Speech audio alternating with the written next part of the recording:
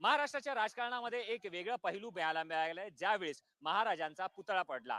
जर तुम्ही बघाल तर ह्या इकडे ही सगळे महाविकास आघाडीतले सगळे नेते हे प्रामुख्याने रस्त्यावर आले आणि रस्त्यावरनं ही जी जनजागृती करण्यासाठी म्हणून हे जन आंदोलन छेडलेलं आहे. त्यांच्यानुसार तर छत्रपतींची आम्ही सरासर माफी मागतो आहोत, कारण की आमच्या महाराष्ट्रामध्ये अशा प्रकारची घटना घडली. त्याच्या व्यतिरिक्त त्यांचं हेही म्हणणं आहे, महाविकास आघाडी ह्या आंदोलनामध्ये सामील होण्यासाठी म्हणून सांगतात आहे.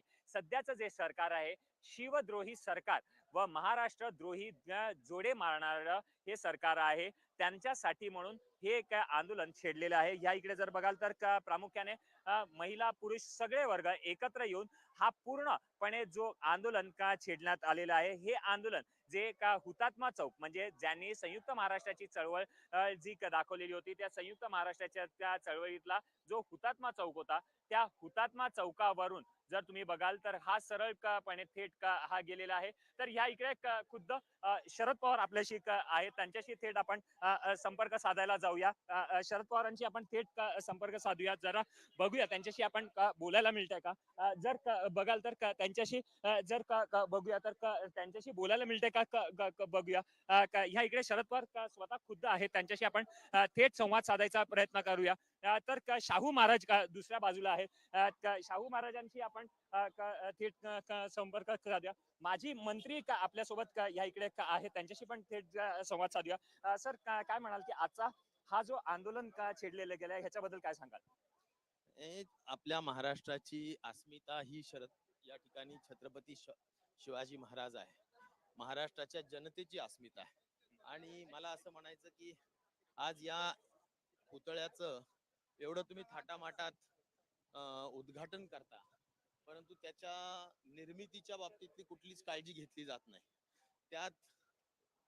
त्या ठिकाणी दुर्लक्ष करता. हे कोणतं बेगडी प्रेम त्या ठिकाणी छत्रपती शिवाजी महाराजांवर दाखवण्याचं काम चाललंय.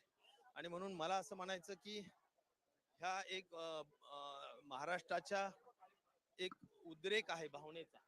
आणि त्या दृष्टिकोनातून मला असं म्हणायचं की हा जो मोर्चा या ठिकाणी दिसतोय, हे उत्स्फूर्त प्रतिसाद या निमित्ताने निश्चित प्रकारे आहे.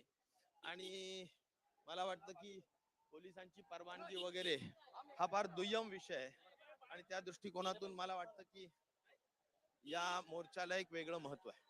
जर बघाल तर या इकडे खास करून शाहू महाराजही आलेले आहेत आणि हा विरोध दर्शवतात. महाराष्ट्राचे जाणता राजा म्हणून ज्यांना ओळखलं जातं त्यांनाही या इकडे, कारण की हा महाविकास आघाडी आहे. तर ह्या इकडे एक वेगळं राजकारण होत आहे का शिवाजी महाराजांवरती, कारण की पंतप्रधान ज्यावेळेस येऊन माफी मागतात तर ह्या इकडे वेगळं राजकारण रंगते का.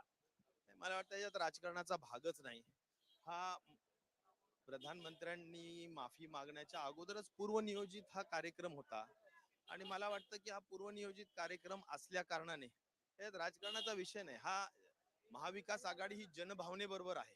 आणि जनभावनेबरोबर असल्यामुळे जनभावना आज काय आहे तर त्यांच्या सगळ्यांच्या भावना ह्या प्रचंड दुखवलेल्या आहेत. आणि ह्या सगळ्या निष्काळजी, भ्रष्ट आणि असल्या कारभाराचं जे सध्याचं सरकार चालू आहे त्याचा एकंदरीत उद्रेक हे आपल्याला या मोर्चामध्ये पाहायला मिळते. नक्कीच जर बघाल तर हे होते महाराष्ट्राचे माजी मंत्री. ते थेट सांगत होते की या इकडे जो उद्रेक आहे हा बघायला मिळतो आहे, म्हणूनच हा जन आक्रोश जे आंदोलन छेडलं गेलंय ते ह्या इकडे दिसायला मिळालं आहे.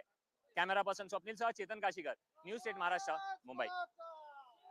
जर बघाल तर पूर्ण छत्रपतींचा अवमान